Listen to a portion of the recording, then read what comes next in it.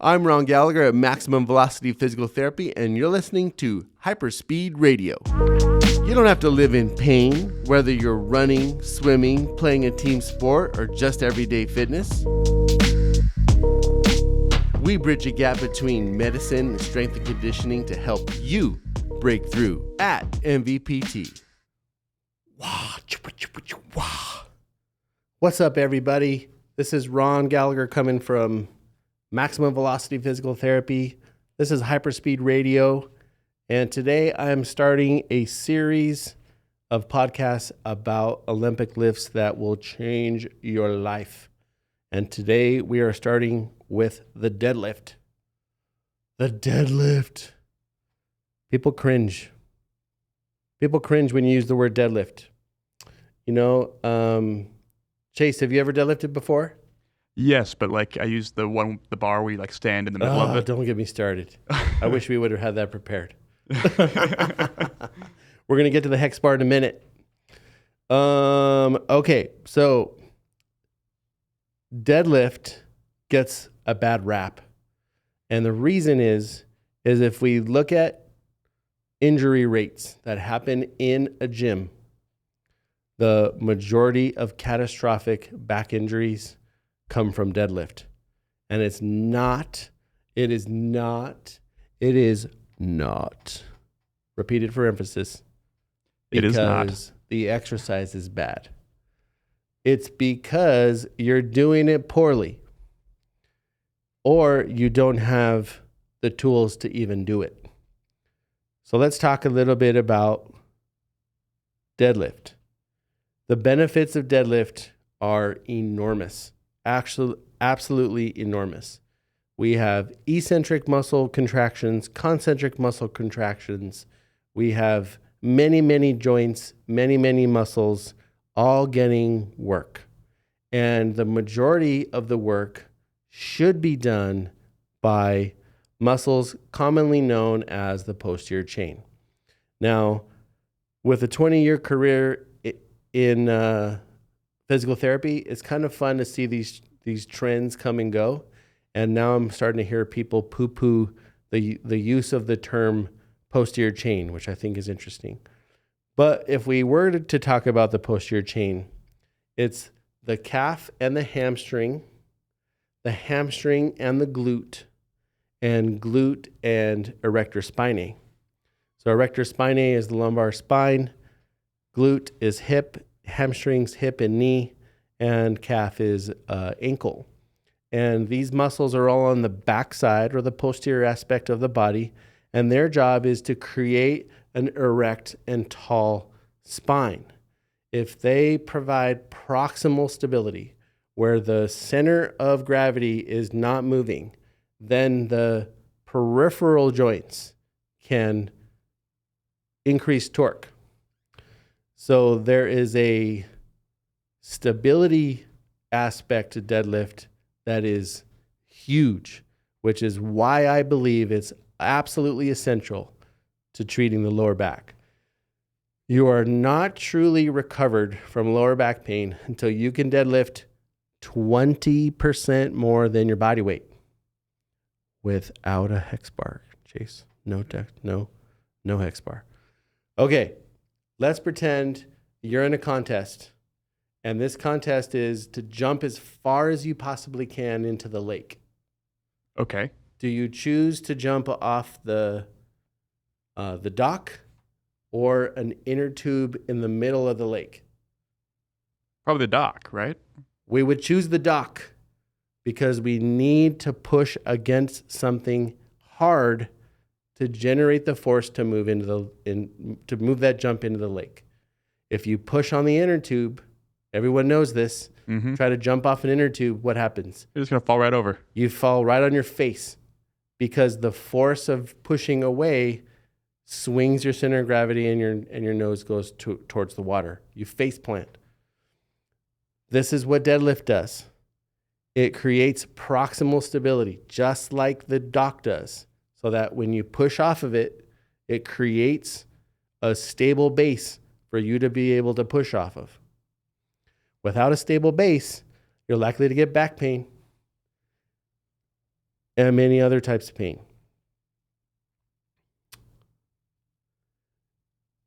Should you deadlift? Everybody, whether you're 90 years old or 10 years old, should deadlift. And I only hesitated to say 10 years because most 8-year-olds don't have the tools to start working on a bar like that. But if you are watching this podcast or listening to this podcast on your phone, go ahead and hit pause. Well, I'll tell you why in a minute. Go to starting strength hex bar in your Google and then pause me and then come back. I'll wait. You're back. You heard Ripto, Coach Ripto, talk about how the hex bar is not cutting it. And here's why. If we go back to the definition of strength, right? Starting strength defines strength as the maximum amount of load through the maximum amount of range of motion. The maximum amount of load through the maximum amount of range of motion. So if you don't go heavy, you're not demonstrating strength. Cannot be light. Now, the hex bar, for those of you that don't know, is a hexagon-shaped bar that you stand inside of and you hold on to the handles. The handles, and then the bar sticks out and you have a place to put your plates.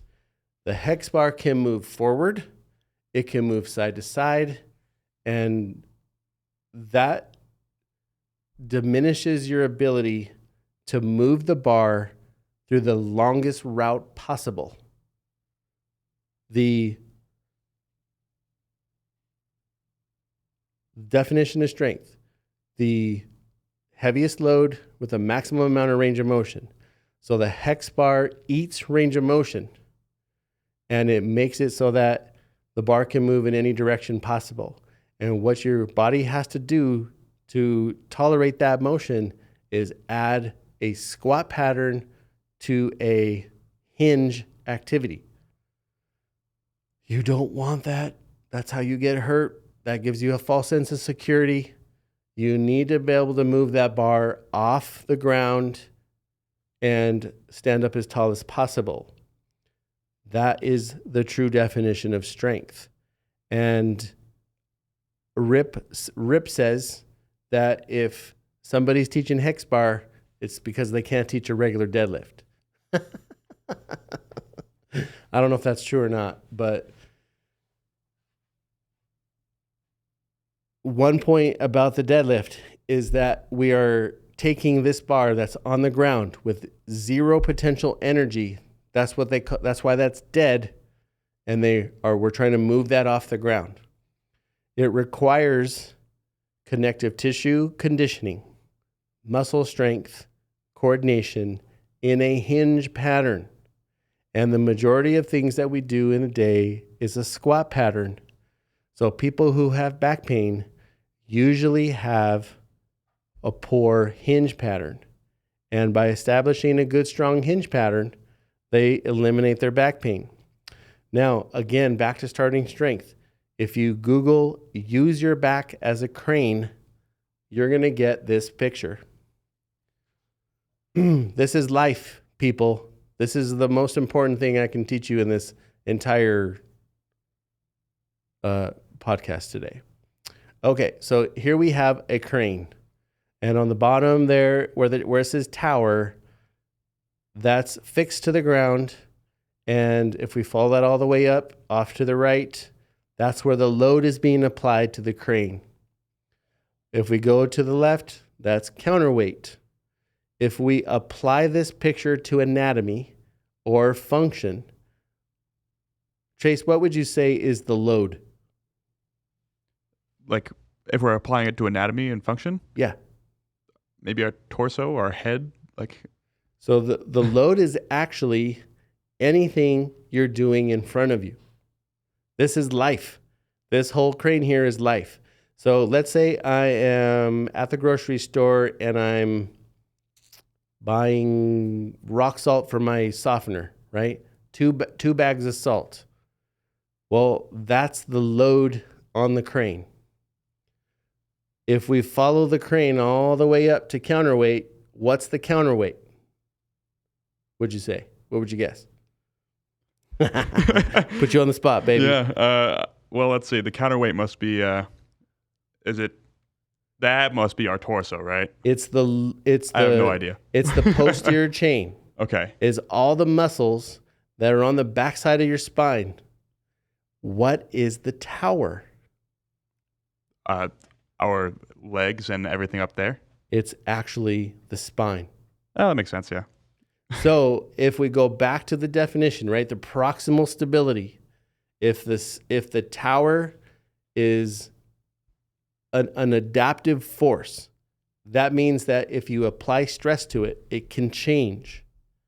If the tower has counterweight that can rise to the occasion on the load, then the tower stays stable. If the counterweight is insufficient to managing the load, then the load forces the tower to move to a place that is not good. So this picture here, in my opinion, is the whole reason why we should be deadlifting. And Starting Strength does an amazing job of promoting that.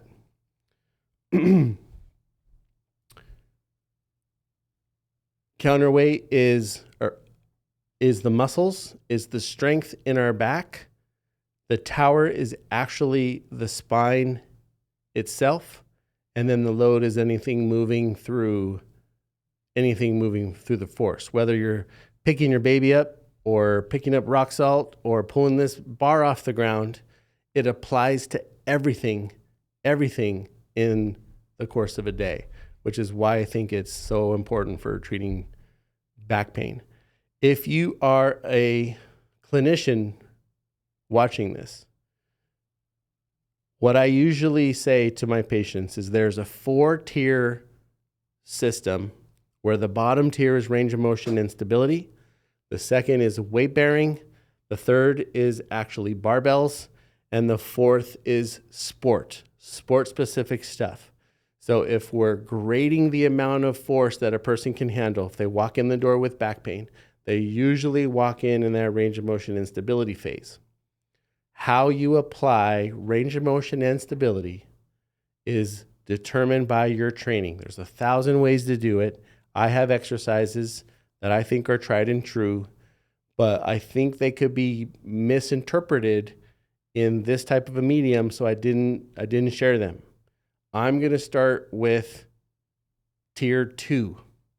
So the tier 2 exercises, go ahead, Chase, are good mornings and death march. If you do good mornings and death march and you cannot recover from that, you're still in tier 1. So here is good morning. She removes the bar from the rack. Knees are relatively straight. I wish they were straighter, but whatever. And she can hinge straight from her hips. You're going to find that hypermobile people can get all the way down. They can get their chest way further than Katie can. And let them do that. Let them go there. They need to be strong in the range of motion that they have. Here is death march.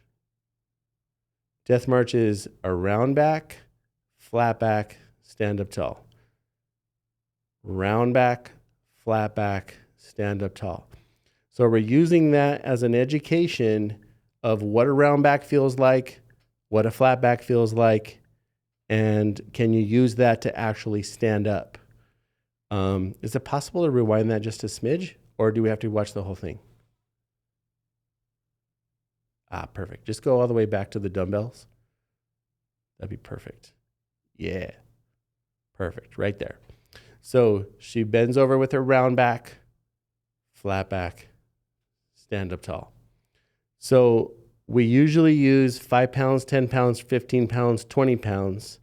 And if you start them really, really light, or if you start really, really light and it takes you a couple of days, it's a good thing you didn't deadlift because you don't have the tools to deadlift yet. So good mornings and death march need to be pain-free or feel like a good warm-up before you can move on to actually deadlift. All right, so let's actually look at some deadlift.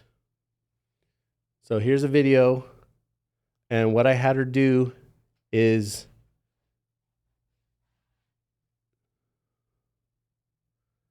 do the first two.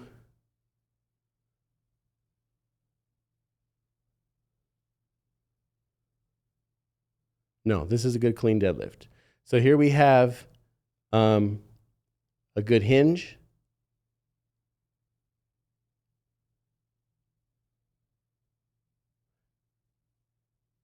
And we let her drop the bar.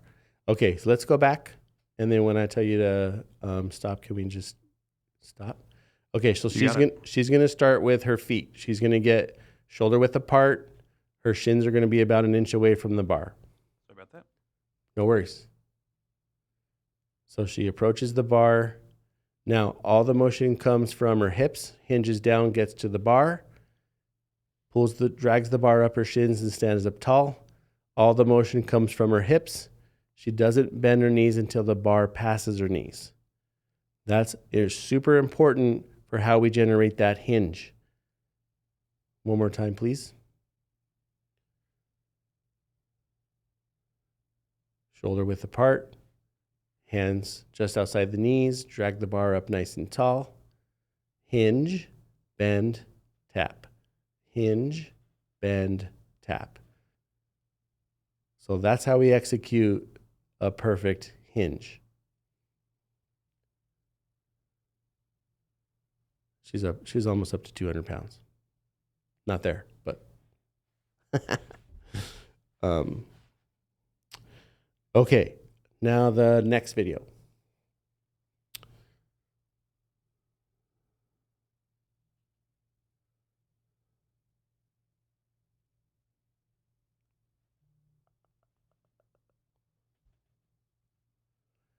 Okay, so this is how I would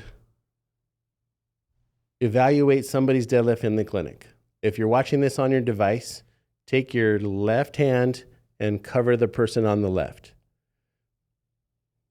Yeah, we'll just keep playing that back and forth. So if you're covering the lifter on the left, just watch the right. That's a hinge.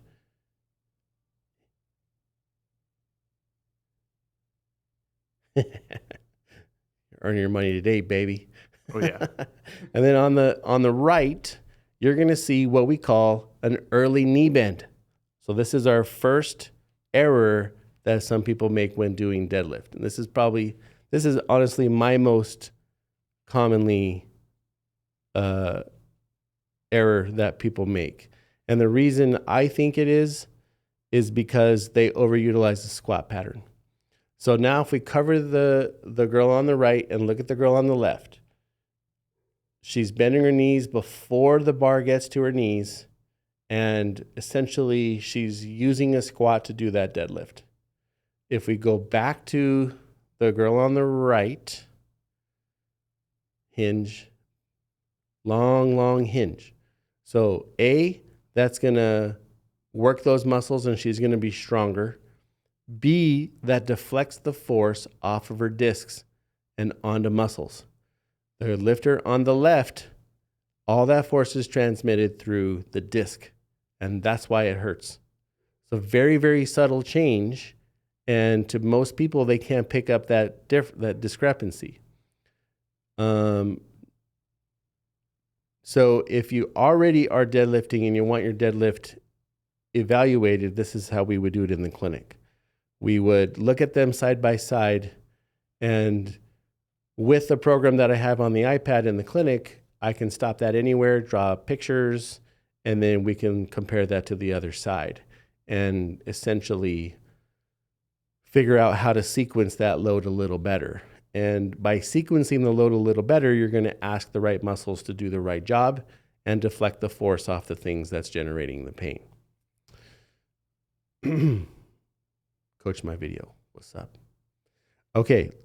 Commonly missed problem, or common errors that we make. That's a better way to say it. Common errors is most common is losing your flat back. And most coaches will freak out that I haven't talked about that by now. However, I think that if I'm teaching somebody to use a hinge and I wait for their hinge to be absolutely perfect, I'm going to wait a long time. Because the way that we function is an inadequate hinge. And if we work an inadequate hinge somewhat, we can eliminate their back pain. But like the lifter in that picture there, Katie, she has a history of back pain. So I'm not going to tell her to lose a good, healthy position because I don't want to hurt her in the process of making this video. So that's why I didn't have her do that one. But if you have somebody with an insufficient hinge and they can't keep their back nice and flat, they're actually not at a place for them to deadlift. They're still in either tier 1 or tier 2. And something's wrong with tier 1 or tier 2 before they can even get to tier 3. Once they can get to tier 3, they'll have an adequate hinge.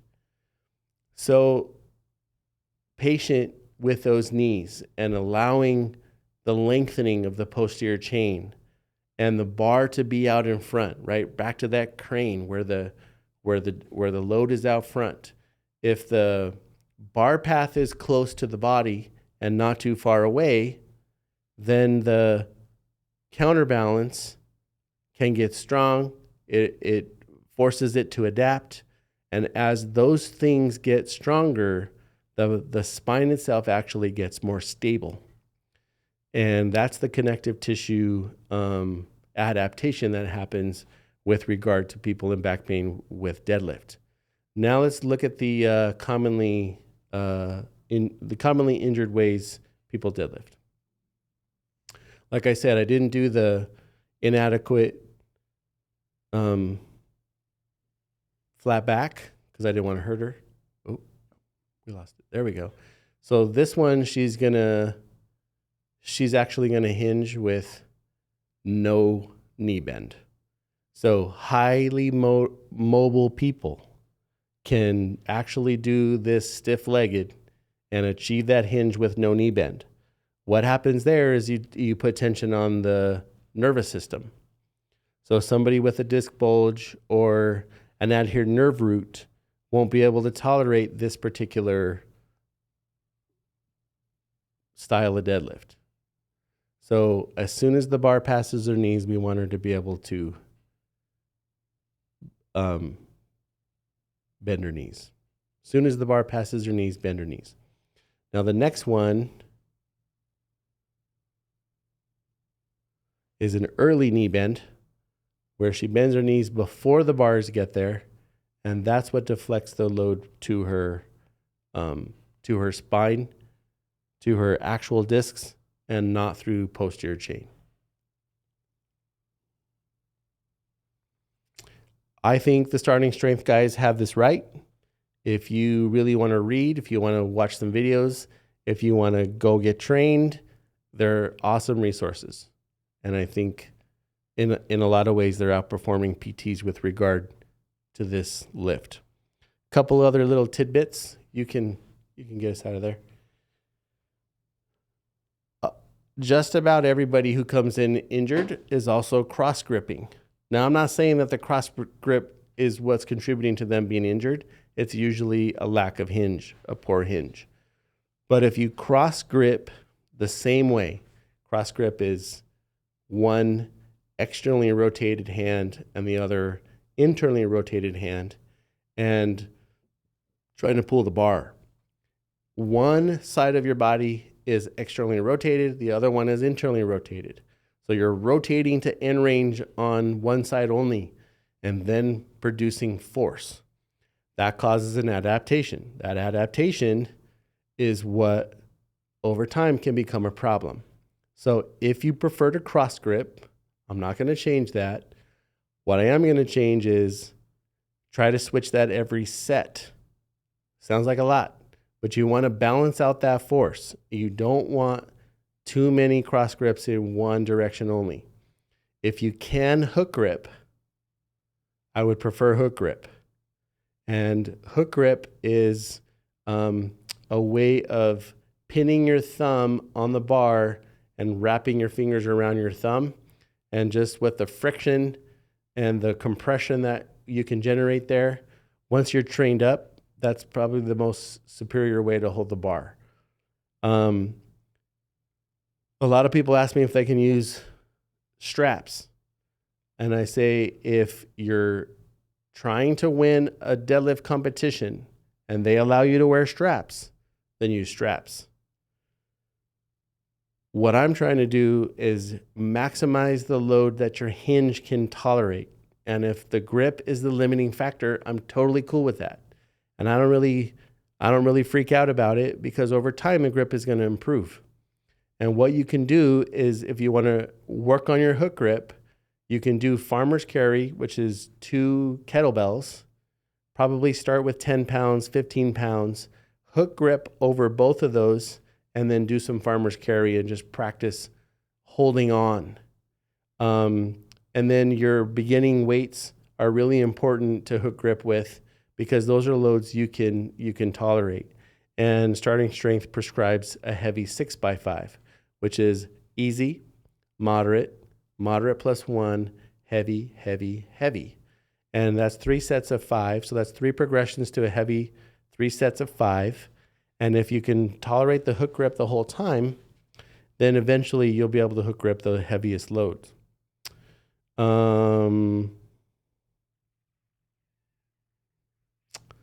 Belts. Belts are super important, and they can be overused, and they can get you in trouble. If you don't understand how to brace against them, that's a skill you have to develop. And if you are lifting loads that you need a belt for, I would question how we're programming those weights. Do you have the range of motion and stability to deadlift? Do you have the weight bearing exercises to be in good positions to deadlift?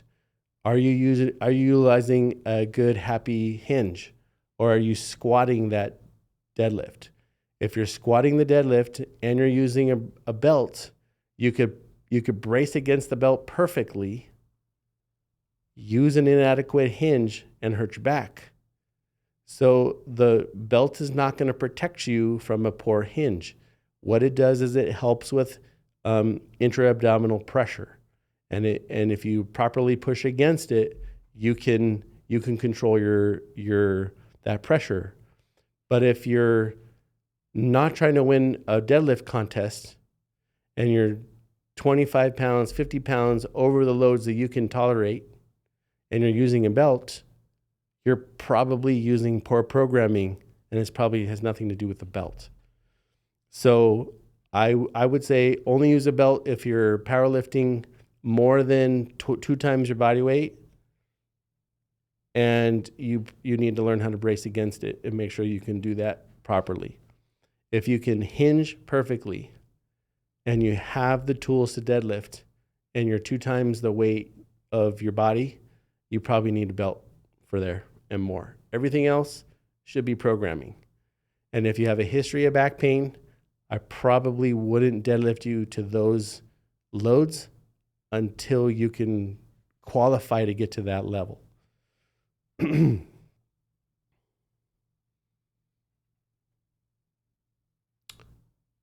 takeaways. Deadlift is life.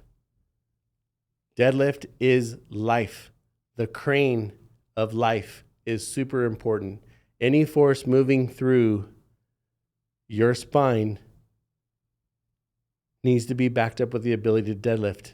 And the majority of people who have back pain, I would say, have an inadequate hinge, and their inability to deadlift is what got them in that position.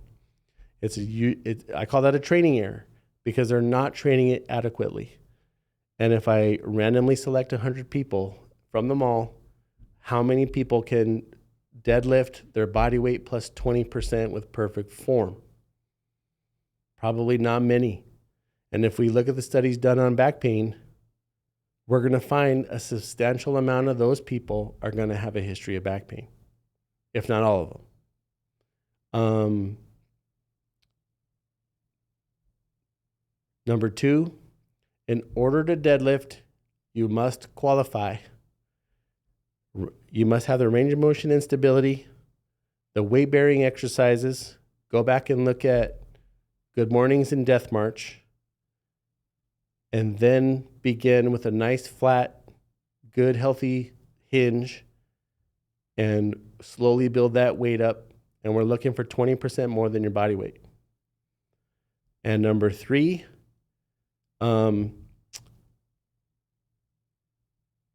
refer to number 1. Use your back as a crane. I can't emphasize that enough. Don't ask for a lighter load. Ask for a stronger back. And the way that you get that stronger back is by deadlifting. And stay tuned, because squat and push press are coming down the pipe. And that'll do it. Get out there and deadlift, people. From Sticky Paw Studios in Las Vegas, Nevada, this is Ron Gallagher at HYPERSPEED Radio, and we're out.